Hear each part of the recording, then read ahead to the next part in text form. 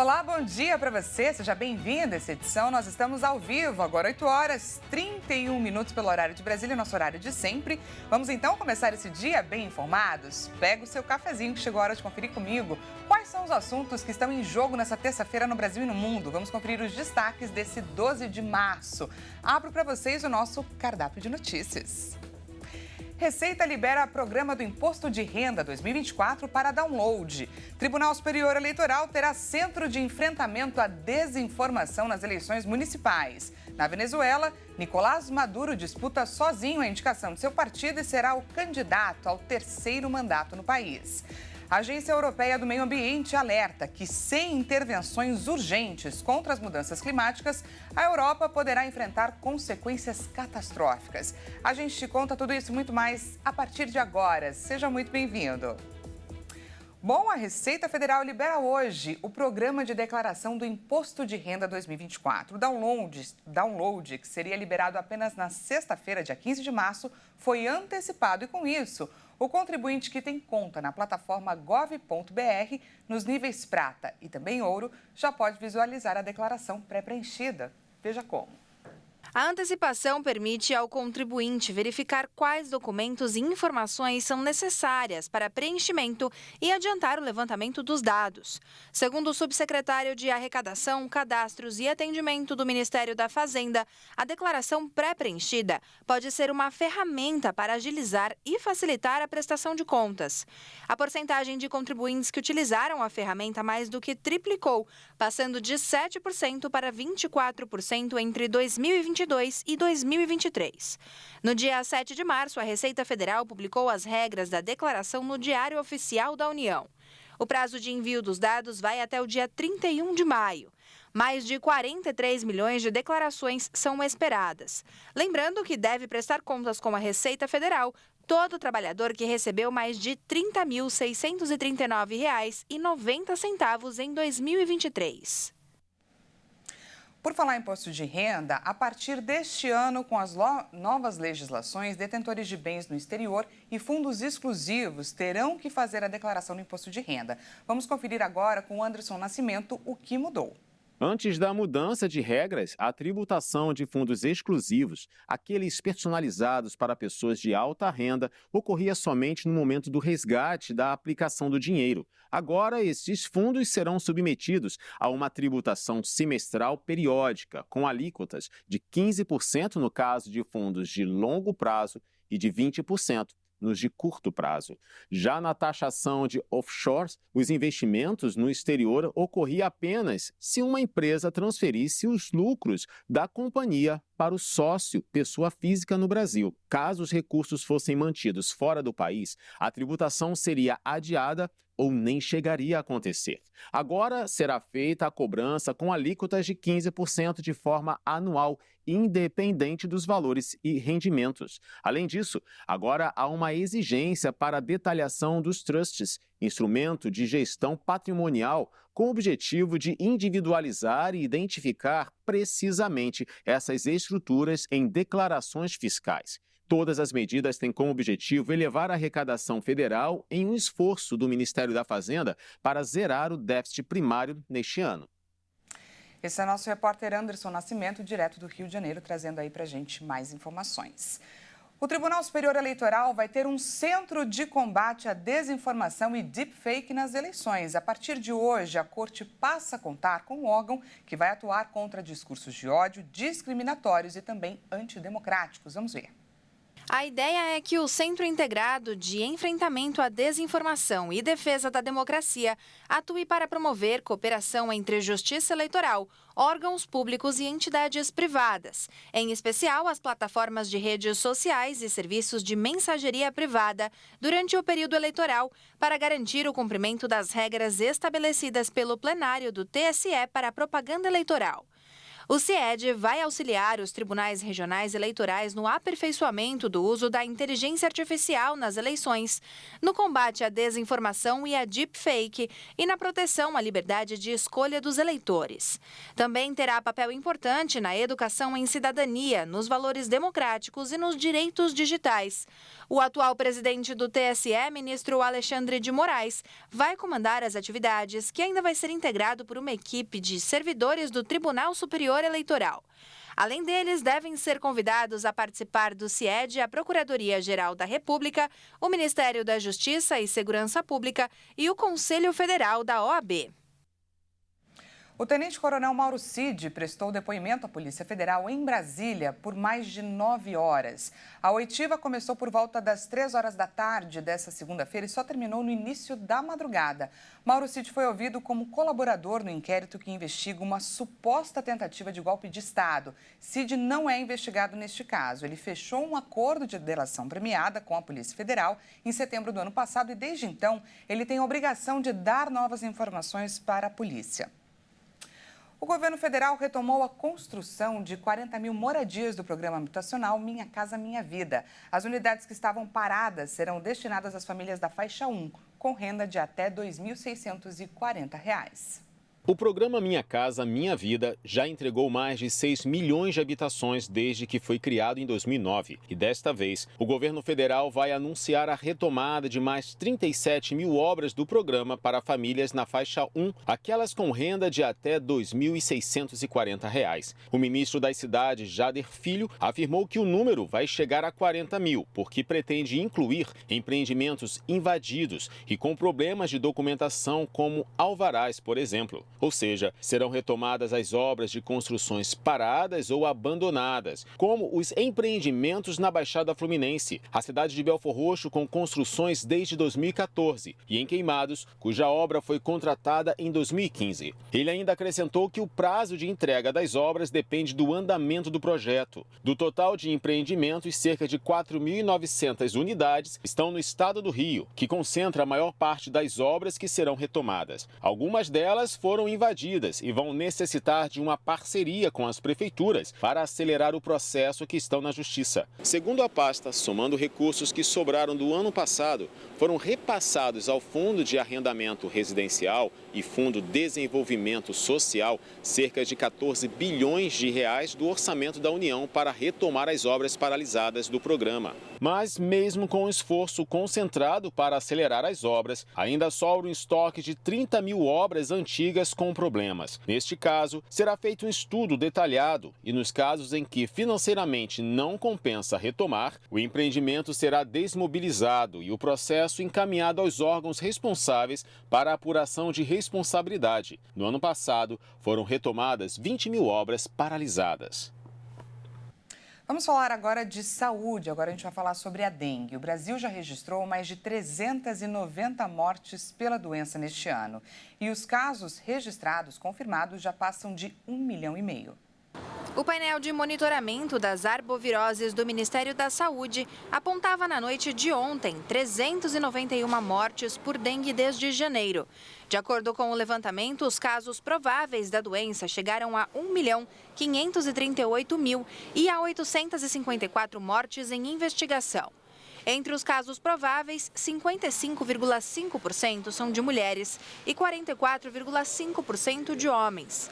A faixa etária dos 30 aos 39 anos segue respondendo pelo maior número de ocorrências de dengue no país, seguida pelo grupo de 40 a 49 anos e de 50 a 59 anos. Minas Gerais lidera em número absoluto de casos prováveis entre os estados, com mais de 513 mil. Em seguida estão São Paulo, Paraná e Distrito Federal. Quando se considera o coeficiente de incidência, o Distrito Federal aparece em primeiro lugar, com 4.865 casos por 100 mil habitantes, seguido por Minas Gerais. A explosão de casos de dengue fez com que pelo menos 8 unidades da federação decretassem emergência em saúde pública. Acre, Distrito Federal, Goiás, Rio de Janeiro, Espírito Santo, Santa Catarina, São Paulo e Minas Gerais. A medida facilita acesso a recursos federais e agiliza processos voltados ao combate da doença. E agora vamos de destaque internacional. Os Estados Unidos vão fornecer 133 milhões de dólares adicionais para ajudar o Haiti, que luta contra a violência. A informação foi divulgada nesta segunda-feira pelo secretário de Estado americano, Antony Blinken, após uma reunião de emergência na Jamaica. Blinken disse que os Estados Unidos iriam comprometer mais 100 milhões de dólares para a próxima missão multinacional de apoio à segurança, além de 33 milhões de dólares imediatos em ajuda humanitária. A situação no Haiti foi discutida nesta segunda-feira na Jamaica.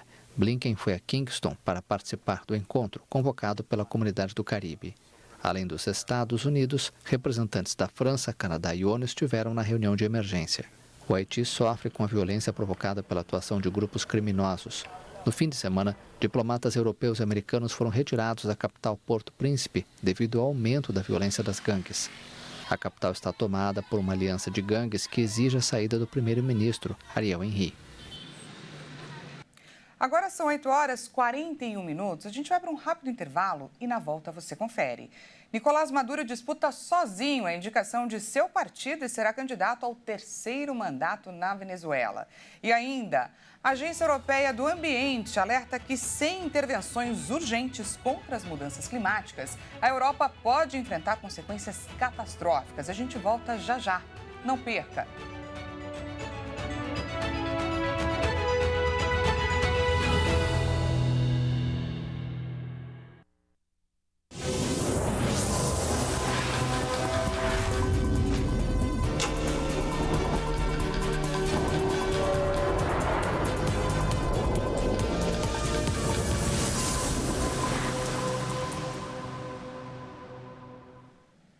Seja bem-vindo mais uma vez, já estamos de volta, agora 8h44 e voltamos para trazer mais destaques dessa terça-feira para você. O candidato natural pelo Partido Socialista da Venezuela, Nicolás Maduro, vai buscar um 3º mandato nas eleições de 28 de julho. A confirmação veio nesta segunda-feira através do número 2 do chavismo. O governista Partido Socialista da Venezuela convocou assembleias em diferentes estados, embora Maduro já aparecesse como candidato natural. Não foram anunciados outros nomes do chavismo para se candidatar. A proclamação oficial está prevista para o próximo dia 15. O presidente já está em campanha há semanas e vem aumentando suas aparições em público, o que não era habitual, assim como os anúncios de programas sociais de nova geração, que incluem a distribuição de sapatos e colchões para setores vulneráveis. A oposição, por sua vez, deve definir um candidato diante da inabilitação política de Maria Corina Machado, que venceu com folga em outubro as primárias da principal coalizão, a Plataforma Unitária. Embora Machado insista que será candidata, na prática, sua candidatura está descartada. A habilitação dos candidatos foi um dos pontos mais polêmicos dos diálogos entre governo e oposição com mediação da Noruega. As duas partes assinaram um acordo em Barbados em outubro para organizar a eleição, com a presença de observadores internacionais. A dívida pública da América Latina e Caribe diminuiu entre 2020 e 2023, chegando próximo dos níveis pré-pandemia. O dado foi revelado pelo Banco Interamericano de Desenvolvimento, o BID. A instituição afirmou que a redução é devido aos esforços de ajuste fiscal na região. A dívida pública teve uma redução de 11 pontos percentuais em relação ao Produto Interno Bruto, passando de 71% em 2020 para 66% em 2021. Em 2022, caiu para 62% e em 2023 chegou a 60%. No ano passado, a redução foi menor devido a um crescimento menor do PIB, principalmente nas economias dependentes do turismo. Em 2023, o El Niño teve um impacto considerável em toda a América Latina e o Caribe, e a previsão é que as repercussões continuem em 2024, porque, para além dos efeitos meteorológicos, afeta adversamente as condições fiscais, limita o crescimento econômico e aumenta a inflação, afirma o BID. O banco prevê que o El Niño possa dar lugar a um aumento de 3% da dívida como percentual do PIB em 3 anos. E vamos falar agora de Portugal. Após as eleições legislativas que puseram fim a 8 anos de poder socialista, a centro-direita terá dificuldades para cumprir a sua promessa de não formar governo sem o apoio da extrema-direita, que quadruplicou seus assentos no parlamento. Ao momento temos 48 deputados quando tínhamos 12 do Chega. Dizer que houve mudanças muito significativas a acontecer entre 2022 e 2024 é difícil. O que é que nós sabemos? Sabemos que a conjuntura económica não está fácil e, portanto, quando a economia não está bem, o eleitorado tende a punir o incumbente. Sabemos que estamos a entrar numa vaga, ou entramos definitivamente numa vaga que não é exclusiva de Portugal, que tem acontecido também noutros países europeus. Partido com mais representantes na próxima legislatura, o Aliança Democrática de Centro-Direita garantiu 79 deputados, bem abaixo dos 116 para ter maioria parlamentar e insuficiente para governar junto a um pequeno partido liberal que garantiu 8 assentos. Nesta segunda-feira, nas ruas de Lisboa, alguns comemoravam os resultados das eleições de domingo, enquanto outros se mostravam surpresos. O eleitorado português manifestou uma vontade muito concreta de que haja uma mudança no espectro político português. E, com base nos resultados, é inequívoco que essa vontade se encaminha para uma maioria da direita. Uma maioria clara da direita. Ora bem, estou realmente muito satisfeito com o facto do AD ter vencido as eleições. Surpresa com o crescimento do Chega. Os resultados de ontem, espero que os portugueses não se arrependam daquilo que fizeram. É só isso. Após os resultados, o líder da Aliança Democrática, Luiz Montenegro, reivindicou uma vitória inevitável e disse querer governar com uma maioria relativa. Para isso, conta com a responsabilidade dos socialistas, a quem pediu que não votassem uma eventual moção de censura junto ao Chega para derrubar o futuro governo. Em Portugal, o executivo não precisa de votação no parlamento para tomar posse. O chefe dos socialistas aceitou a sua derrota e assumiu o papel de líder da oposição, mas alertou que não se sente obrigado a ceder ao próximo orçamento do Estado e a abster-se em sua aprovação. Mais um relatório, dessa vez divulgado pela Agência Europeia do Meio Ambiente, revelou que a Europa pode enfrentar consequências catastróficas causadas pelas mudanças climáticas se não tomar medidas urgentes e contundentes para se adaptar aos riscos. 36 riscos climáticos importantes foram identificados, 21 dos quais requerem medidas imediatas e 8 são especialmente urgentes. No topo da lista está a ameaça aos ecossistemas, principalmente costeiros e marinhos. Um risco-chave para a Europa é definitivamente o aumento das ondas de calor, as quais prejudicam ou ameaçam a saúde e também danificam os ecossistemas. Elas são muitas vezes combinadas com secas na Europa, e essa é uma combinação perigosa para a infraestrutura, para o abastecimento de água. A Europa sofreu com vários eventos climáticos extremos no ano passado, a exemplo de tempestades, incêndios e temperaturas acima dos 40 graus Celsius. O Observatório Europeu Copérnicos informou em dezembro que 2023 foi o ano mais quente já registrado. Agora a gente traz uma reportagem especial sobre a percepção de saúde dentro de um dos países mais pobres do mundo, Benin. Foi lá que começou a Missão África, uma expedição de assistência humanitária realizada por um grupo de docentes e estudantes de medicina aqui do Brasil.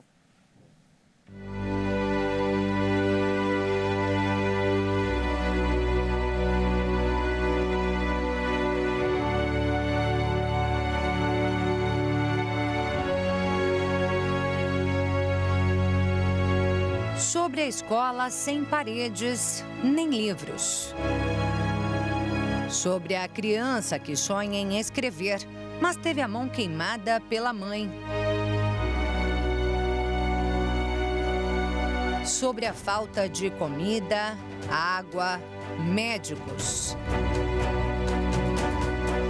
Essa é a vida em Benin, pela visão da Gabriela Guglielmi, estudante de medicina, selecionada para participar da Missão África, uma expedição de ajuda humanitária que transformou a vida de todos os participantes, inclusive os mais experientes.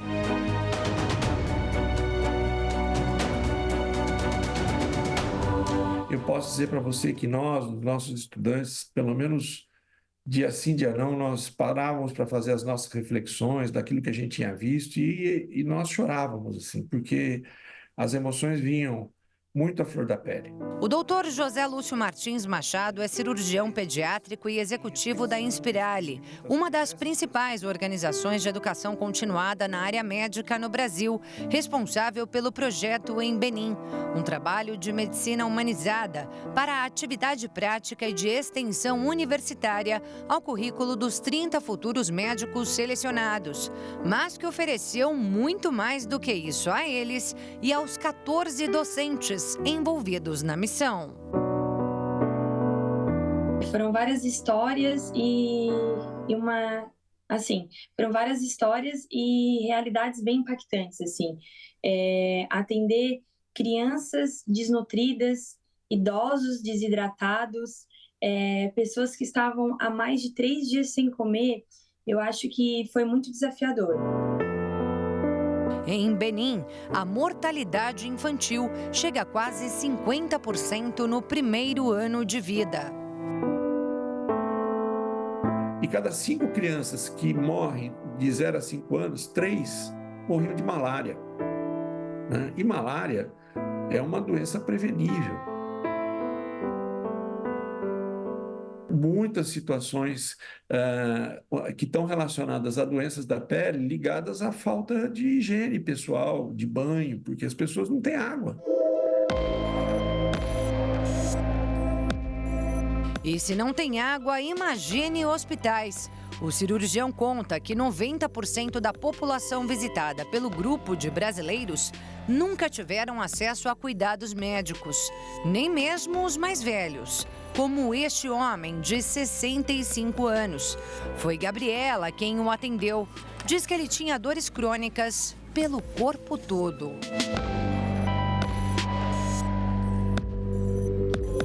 E ele estava usando uma espécie de um ramo de uma árvore típica lá da cidade, e aonde ele colocava nas regiões que ele mais sentia dor, né? Então, assim, era o que ele tinha para aliviar a dor.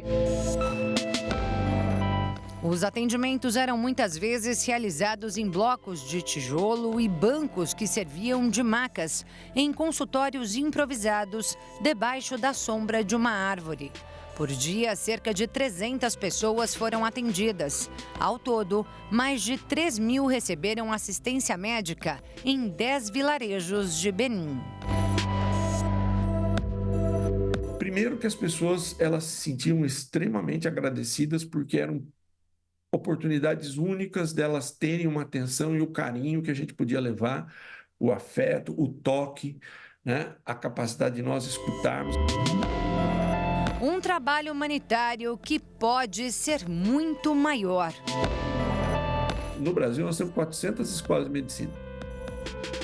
Se 1/3 delas começarem a trabalhar nessa linha das missões, por exemplo, abraçando as nossas regiões do Brasil mais vulneráveis, nossa, a gente resolve o problema de tanta gente,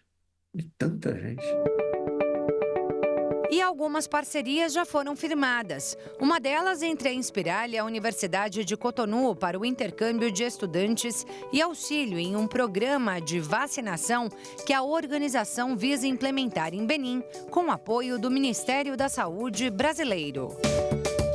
O Ministério da Saúde brasileiro hoje ele tem um estoque de sobras de algumas vacinas e essas sobras elas podem ser muito úteis porque o Benim é um país pequeno.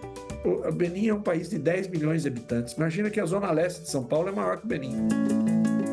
E a recompensa é garantida, como enfatiza a Gabriela. Os sorrisos sinceros, os abraços cheios de afetos, o simples muito obrigada, né? A gente conseguia ver que a gente não estava só transformando a vida daquelas pessoas, mas também as nossas vidas, né? Então, é uma missão, assim, muito, muito gratificante, sabe?